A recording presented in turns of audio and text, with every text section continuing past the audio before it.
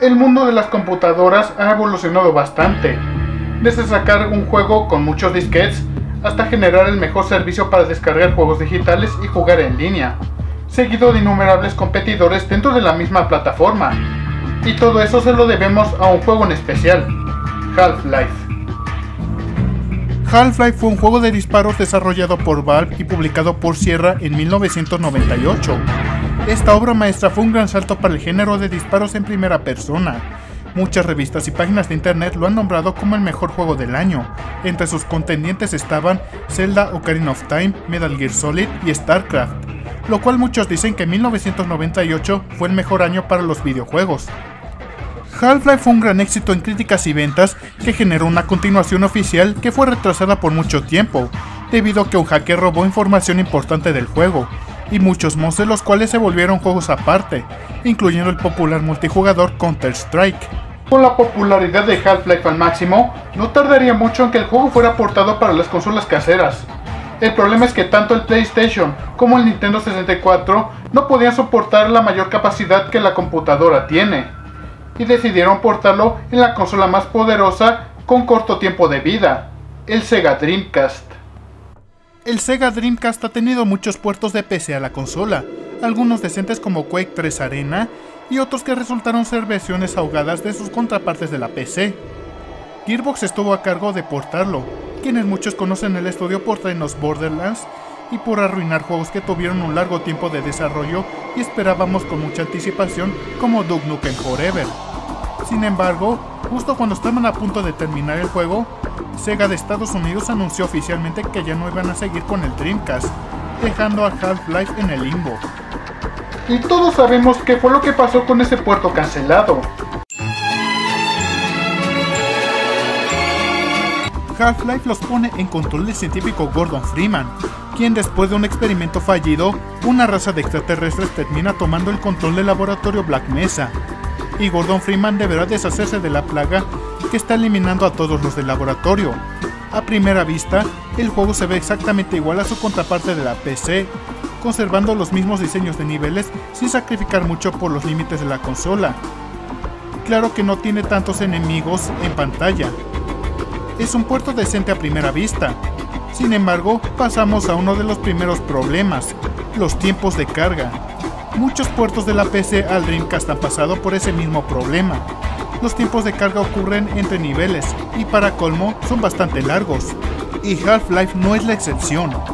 Esos tiempos de carga solo suceden cuando accesan a una nueva área, al igual que en la computadora, pero estos son más largos con una pantalla de carga que tarda 20 segundos en terminar. Y también pasa cuando regresan a alguna parte que ya estuvieron. Lo bueno es que este juego no requiere mucho de retroceder a áreas donde ya estuvieron. Hay algunas excepciones, principalmente cuando tienen que eliminar a la bestia con tentáculos que se encuentra en la sala de pruebas. Deberán activar los switches para darle energía al laboratorio y así eliminarlo para poder avanzar. Y deberán retroceder mucho, lo cual puede volverse más tardado por los ya mencionados tiempos de carga.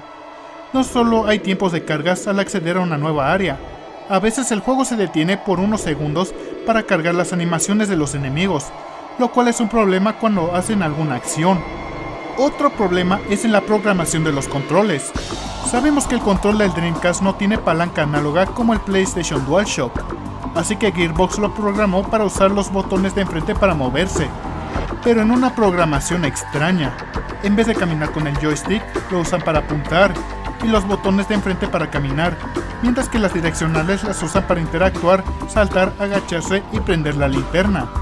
Disparan con el gatillo derecho, al igual que en muchos juegos de disparos de hoy en día, pero para cambiar de arma deberán mantener el gatillo izquierdo y usar las direccionales para acceder al menú de armas, y las cambian presionando el gatillo derecho. Esto se puede volver un problema cuando no tienen balas en un arma y deberán cambiar mientras están siendo atacados por enemigos. Pero después de un largo tiempo tratando de conocer los controles, se acostumbrarán a la extraña programación de este puerto. Lo bueno es que tiene soporte para mouse y teclado del Dreamcast, si quieren jugarlo como fue en la PC.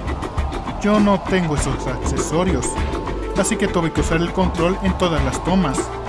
Este puerto también incluye una mira automática para poder eliminar los enemigos sin tener que pelearse con el joystick extremadamente sensible, a pesar de que no es tan exacto la mayoría del tiempo.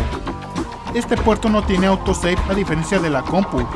Tienen que pausar el juego y guardar, pero lo pueden hacer en cualquier momento, lo cual es útil porque si mueren tendrán que cargar la última partida que guardaron. Es recomendable cargar la partida en lugar de cargar la última partida guardada, porque los manda directo al inicio, y no es ningún juego corto, especialmente con los tiempos de carga largos por la ya mencionada falta de autosaves. Sin embargo, las partidas que guardan pueden terminar tomando más bloques de la VMU, hasta que empiezan un nuevo capítulo del juego. Tuve que eliminar saves de otros juegos y trasladar algunos para poder guardar. Lo bueno es que tengo dos VMUs para traspasar los saves de otros juegos. Este puerto no tiene multijugador, lo cual no me interesa mucho después de que Sega descontinuó el multijugador en línea del Dreamcast. Pero ¿qué más esperaban de un juego que jamás salió a las tiendas? El original de PC lo tenía, saliendo de ahí Counter-Strike. Originalmente este puerto iba a tener un segundo disco que tendría el multijugador, pero como se había cancelado el juego, el segundo disco no fue creado, dejando solamente la campaña de un solo jugador. Ni siquiera está en internet para descargarse. Yo no le veo mucho sentido después de todo. Este puerto tiene una cosa que el juego de computadora no tenía, y eran las misiones de Blue Shift. Originalmente eran misiones exclusivamente para el Dreamcast, antes de que se volviera la segunda expansión para el original de computadora. Esas misiones incluían un nuevo protagonista, Barney Calhoun, y nuevas áreas y niveles dentro del laboratorio Black Mesa. No es tan largo comparado con la campaña original, pero al menos Gearbox agregó elementos extras al puerto antes de que fuera cancelado. No me extraña mucho de por qué Sierra descontinuó ese puerto de Dreamcast después de que Sega descontinuara la consola. Aun si hubiera salido a las tiendas, no hubiera superado en nada a la versión original de las computadoras. Pero eso no impidió que Gearbox siguiera trabajando en portar Half-Life a las consolas caseras. Meses después de que la versión del Dreamcast fuera cancelada, Gearbox portó Half-Life para el PlayStation 2, arreglando los fallos que tenía el puerto de Dreamcast, mejorando los controles, gráficos y los tiempos de carga, junto con una expansión exclusiva llamada Decay. Muchos dicen que el puerto de PlayStation 2 es la versión definitiva del juego, sin embargo se está volviendo un poco raro de conseguir. Si no les molesta pagar $20 para la versión de PlayStation 2, yo se lo recomiendo. La versión original de computadoras es más barato, si son de los que están más en el multijugador y los mods que siguen haciendo 2 décadas después. No se molesten en jugar la versión del Dreamcast. Pongan los créditos. Gracias por ver, denle like y suscríbanse para ver más videos. Pueden seguirme en Twitter y Facebook para más avances y noticias, y apoyarme por Patreon para que siga con mis videos en un futuro. Aquí está el link de la reseña del juego arcade de las Tortugas Ninja, para el NES. Aquí Sizer Boy desconectándose.